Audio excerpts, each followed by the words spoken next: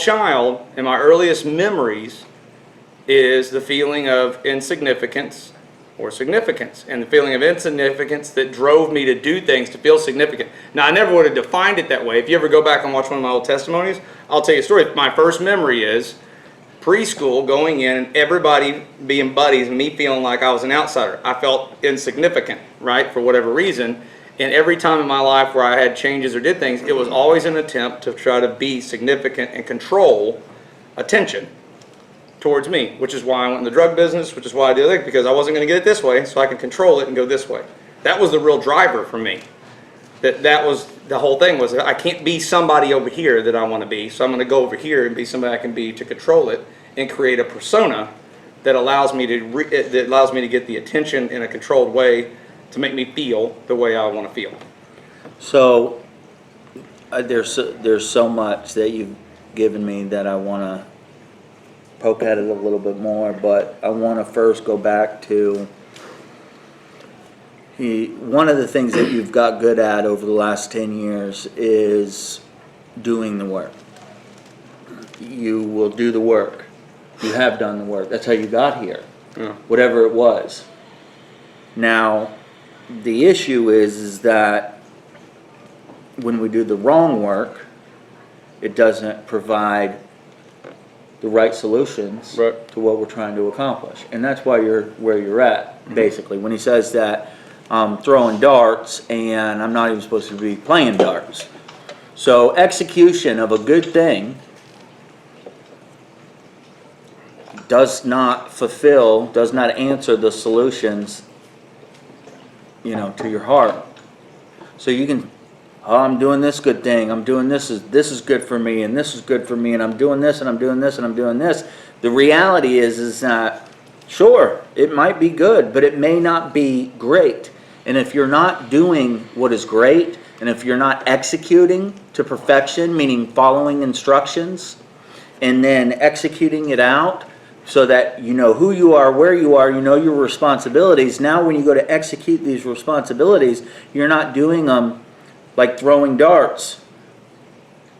It's like, I think this is my responsibility, I think this is my responsibility, I think this is my responsibility. You spend all this energy and effort doing things that essentially may be good, but they just may not be great. They may not be what you're supposed to be doing. And so if you spend all this time doing things that you're not supposed to be doing because you don't know who you are, where you are, then you end up like Eric and I. One of the things that we're good at is showing up and doing the work. And that's we're always going to be good at that because of the road that we came down. Because we got sober a certain way. But the desire to be fulfilled, to be, if you will, has led us on this path to say, I'm working on how 12 years of recovery this year. I don't know how many years. And whatever you're working at, and here we're working harder now on ourselves than we did in the first 5 years. And so I want you to see that for what it is. Then I want you to see the opportunity that you have to leapfrog an incredible amount of pain that we have drudged through to be in this current moment in time, because we're not quitters, ironically enough. If you will listen and execute, you will not have to deal with a lot of this stuff that we have spent years and years in dealing with. So what an incredible opportunity in your position. And here we are in our position, more excited probably than we were in the first 5 years of recovery about our future and our infinite possibility, which continues to drive us to grow and to do more. So I want you to see that, why would I listen to these clowns? They wasted all this time doing this. What we've done is exhausted the resources in which we had to get us to our current position. My question to you is are you exhausting the resources that are in front of you so you don't have to experience the same kind of pain? So this stuff that we're working on and all the new stuff that we're bringing in and the meditation and this and that, incredible opportunity. It does not exist, to my knowledge right now, anywhere in this format. And so exhaust it. Make sure that you are gaining every bit of it. Maximize it would be another word for it. Maximize every single moment. And I believe you are. Last week was good stuff. And then I've watched each of you continuing to work on your stuff this week and getting into it more. And I believe that you are moving in that direction. There are some things that I also see that are getting in your way. And so I'm going to be pointing those out to you as we continue on this adventure. And I'm probably going to piss you off. I'll try to make you not run down the street or whatever, but I'm going to point it out, because if I don't point it out, the undeniable, then you're going to be in the same position. And if you're in the same position, throwing darts, and you're not supposed to be throwing darts, then you need to get pissed off and run out the door and cuss me out and come back or whatever, so you can get back in the right position and exhaust it. Okay, that's just what I wanted you to see from what he was talking about. Okay, is that execution of the wrong solution, as good as it may be, is the wrong solution, no matter how much you execute it. Okay? Number 2 is the opportunity that you are sitting in and moving forward and growing with us as we grow.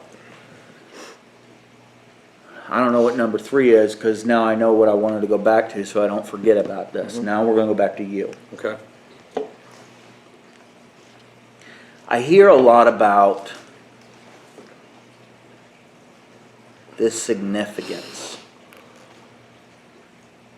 But based on what I know to be true, because of how things tie together all the way to their origin,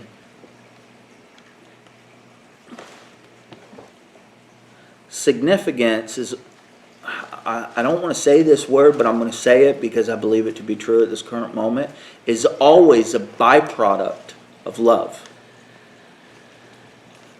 and self-worth. Self-worth is a byproduct of love.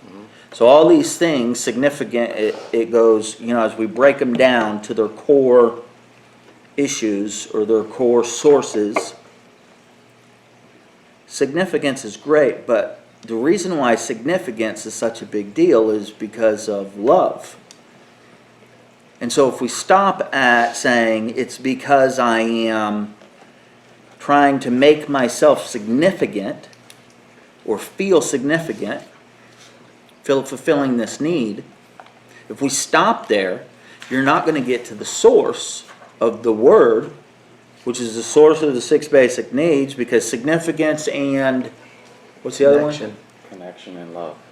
No, right. Connection and growth are the 2 primary. Contributions. Or contribution and growth are the 2. Okay, so those, contribution and growth, so those guys sit out here. But even though there's not a list in regards to the order in which they're supposed to be, there is a list in regards to how they connect to each other in an order, because we know that we have a creator and he created all things in a way in which it all works together, and so you have to be able to break those things down. And so my question to you is, yeah, so we've got through the significance part, but what part of this is related to love? So I think I put that down on one of my things, is that as I really sat and thought about significance, is when I look at I'll call it a gap or whatever, in that is that it's love. And I originally ranked certainty really low on my list, actually the lowest. But the reality is the reason that what significance, quote, brings me is love and certainty, right? It flies on that flag, but it's what I want to do is control the attention that I need to get to feel loved. So those two things kind of are buried in there, that it gives me the comfort of feeling like, all right, everything's okay, right? And so the reality is that those are the two things that I underweighted when I originally did the list, because I didn't even understand that those were really probably more of a driving factor than they are within how it is. And I don't know where that root is rooted out of. My gut has always told me that I always felt like my dad didn't love me. And because I felt like he didn't love me, it made me feel like that I needed to, quote, I wasn't significant, right? And so that lack of love feeling caused that next feeling. So you weren't worth being loved. Right. And so that's the part that I'm kind of going back to. I need to reevaluate these and look at these and say, who am I and what do I really need? And what am I really after with that? When I say significance, what am I really after? Because it's been tied up in, because the way I've defined significance, it's been tied up that if I am significant, then people will love me. Correct. Right? And so the purpose of significance is love, and when I get the love, I have certainty. Right. You follow me? So that's where I'm starting to kind of restructure this too, is that, what's really important? What are really the driving motives for me, and how do I accurately define these in my life so I can go back and process them accurately? Does that make sense? Oh yeah. And so, yeah. And so what I think that what I hear you saying is that it's not a matter of whether or not you're significant. It's a matter of whether or not you're worthy of being loved. And you have defined this worthiness to income or certain things that say, okay, if I am able to be worth enough to provide for my family or to do this or to do that, then I will be loved. And see, and for me, what I hear you saying is that it's not about them loving you, it's about you loving yourself. And so what we know to be true in authentic communication is that you can't love yourself, or you can't love others if you don't love yourself, and you can't love God if you don't love yourself. You have to love yourself first. Then you can love God, then you can love others, because God is this way, and then others is this way. So that's the order in which it goes. And so what I hear you saying is, I am not worth being loved, I am not lovable, and it's because of the way in which you've defined this significance, this worth, whatever it is, dollar bill or doing whatever, until you do those things, then you're not worth being loved, because you're talking to yourself, you're not talking to your wife, you're not talking to others. It's not about, logically that your wife loves you, your children love you, your dad loves you, your mom loves you, your brother loves you. You know that logically. Yeah. But the problem isn't a logical problem. And so we have to go inside and see how all these dots begin to connect to each other so that we can then redefine what it looks like to love myself, so that I can love my wife, I can love my children, and they can love me. Right. Because remember, it always begins and ends with us. And so, what is the origin of all things? Well, it is God in us, and then it's us. And so until we are able to manage that situation, loving ourselves and loving God, then we can't go out and love or be loved.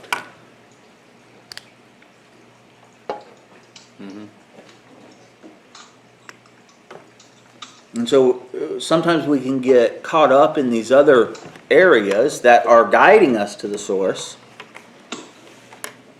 like significance, but then we end up beating a dead horse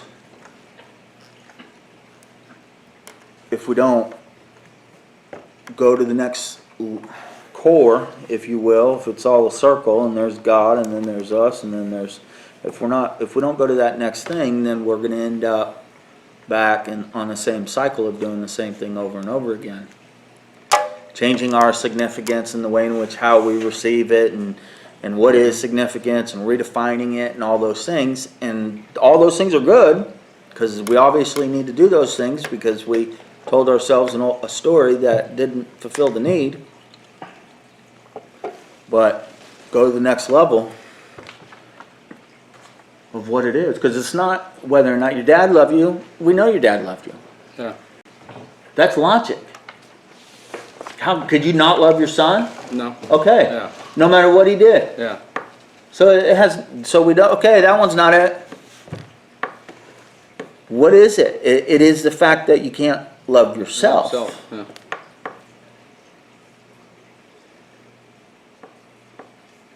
And so I didn't intend on spending this time, but I love it when he shares because it's so authentic. And then it's my responsibility if he shares something and I see something that I may be able to I'll let you give my perspective that could be a breakthrough if I don't take the time away from the plan to do this, then I miss out on the blessing and he misses out on it. I miss out on the breakthrough. He misses out on the breakthrough. Because it's always a breakthrough for everybody involved. This is what I was trying to share with you all on Saturday, is that just because we sit in a circle and we're meditating and it's something that is on the inside, there's an energy when we're all participating, doing the things in which we're supposed to do. Executing to perfection, knowing your responsibilities. How crazy would it be for me to see a breakthrough that I could poke? I don't know what the result's going to be. He could cuss me out and take my paperwork and leave. I don't know what could happen. I mean, that could happen. It's happened. Or he could walk through it and go, maybe it's a breakthrough, maybe it's not. I don't know. I'm not responsible for it. I'm just responsible for participating based on my responsibility. So, anyway, it's not like it's not the answer. Underline, exclamation point, see you next year. I think it's the beginning of the answer, though, is that, understanding that, and from what I'm learning about these 6 needs, like, we need all of them, right? Like this, it's not, and they're going to be a little bit different at times and things like that, but at the end of the day, when you look at how I've structured and built mine, so I'll give you an example. It's not ironic to me that I have to go back and look at the list, but I think love was next to last for me. You mean your list? For my list, yeah. For how I ranked them. And so, understanding what I do about subconscious and a little bit of psychology, which is just a little bit, that word is uncomfortable for me for a reason. And the reason I put it so low to the bottom is because I pushed that word away quite a bit. And more than likely it's because it's the very word and the very reason that should be number one, to your point, is it's the most uncomfortable. That's why I push it towards the back. So it is that, and that's been a lot of what Tam's argument with me at times. She's like, you just hate the way you talk about yourself, or the way you look at yourself, the way you think this or that. And it revolves around, and it gets expressed in a number of different ways. But if you were to sum it up, is I don't love myself, right? And I've put a lot of effort into, and it explains why I struggle so hard. It explains why I struggle so hard with, at times, connecting with Tam and connecting with the kids and connecting with friends and Anybody. Anybody. Yeah, I mean, it's Because let's go back to it. It begins and ends with us. So we're talking, let's remove the word love because we can't stand the word because of what society has done to it. right. And so that automatically forces us away from it because they've destroyed the word. Yeah. But really it's about connection. Yeah. And well, and it's funny because that's what I put down on one of these with family is I keep everybody, that's why I put my brother, I keep everybody at a safe distance to some extent. There's not anybody other than my brother, that including Tam, that is always in a comfortable spot, just close enough but not too close because of that fear of rejection or getting hurt or whatever it is because, I don't think I'm lovable, so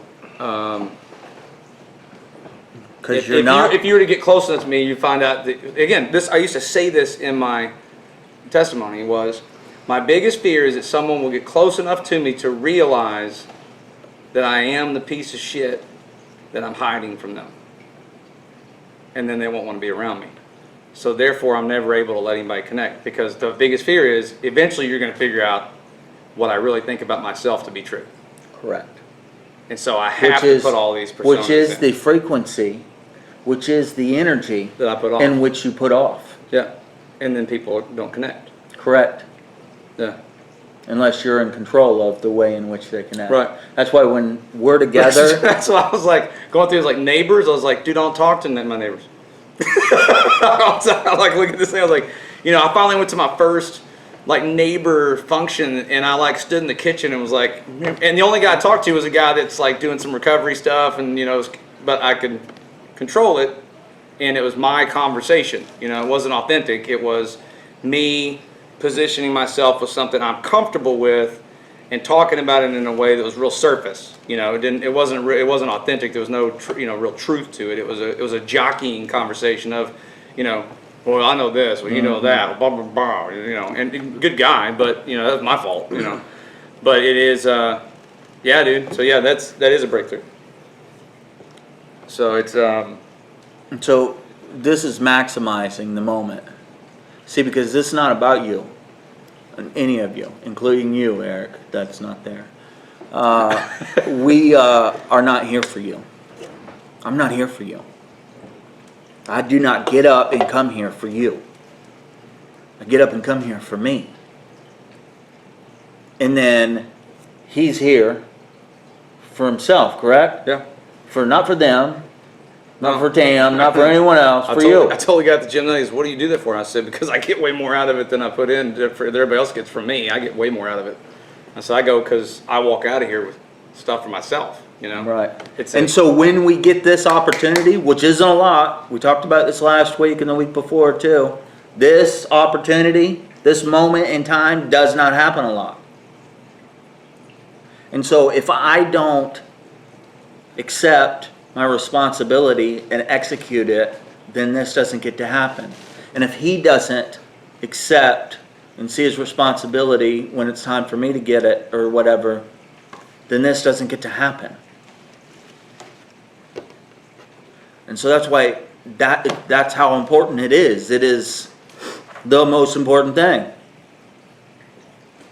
I mean, how long are you going to let yourself or the guy next to you that you're responsible for continue in insanity because you don't want to accept your responsibility?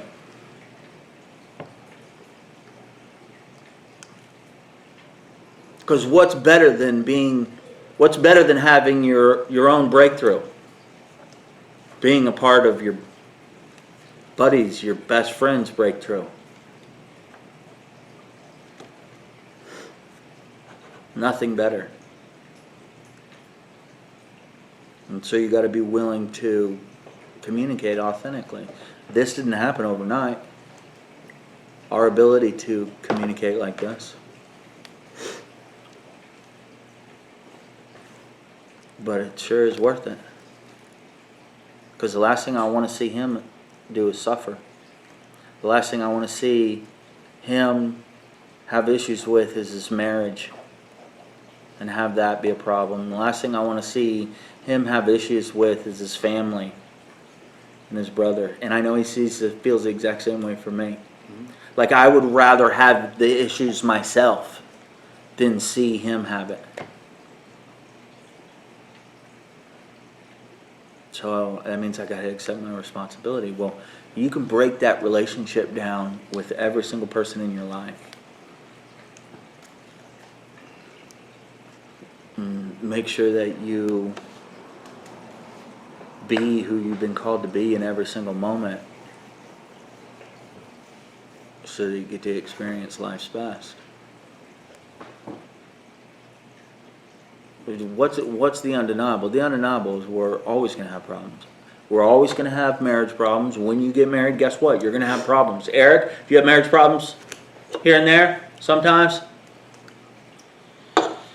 So that's the undeniable. That's not the problem.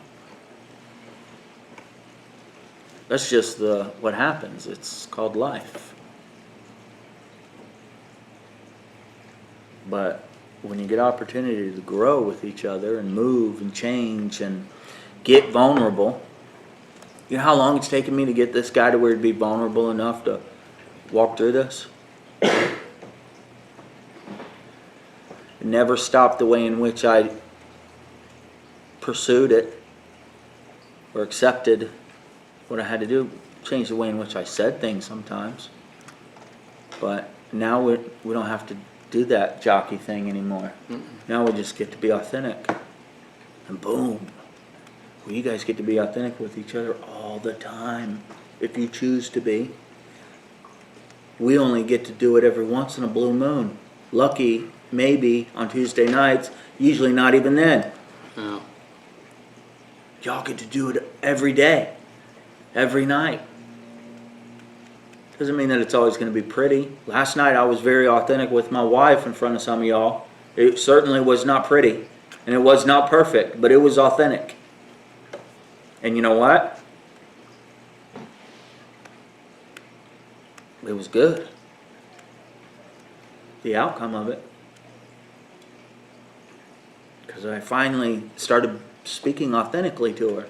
I didn't really use the nicest words and do it in the nicest setting and stuff like that, but I made a decision at that moment that I was not going to continue moving forward with all the insanity that is the Adonai house and the women's house and Adonai Restoration. I was not going to continue to participate if I couldn't at least be authentic. And so I was authentic. And you know what? We're probably better than we ever have been after I did that.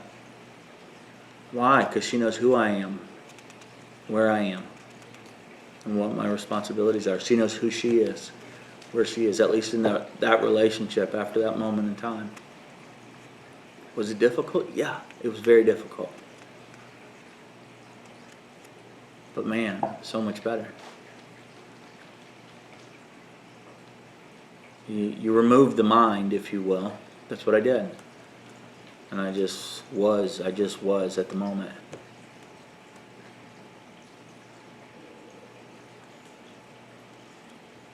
Same thing. Get rid of your trying to do things in a certain way so that you can control the results. And just be. Sometimes you can be a butthole. Sometimes you can be great, but at least you're being.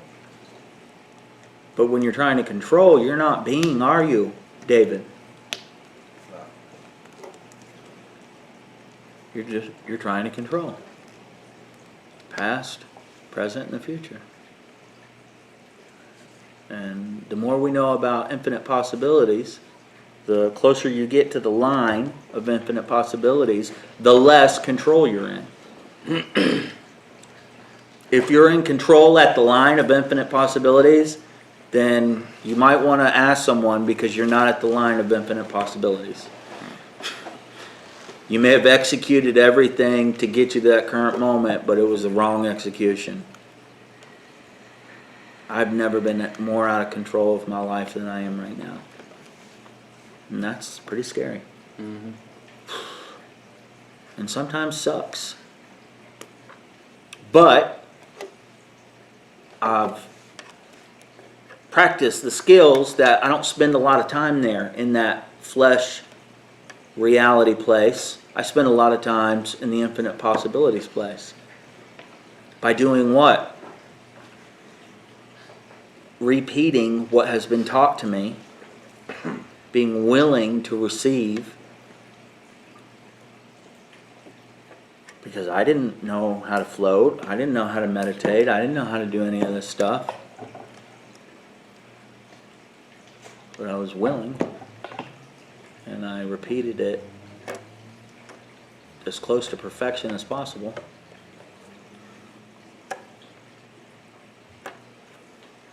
And it keeps rocking my world. It looks like it's rocking your world. Mm-hmm. I mean, this is a guy right here. I don't have a lot. This guy's got a lot. Essentially, it's everything that the story is that you tell yourself that you want to be.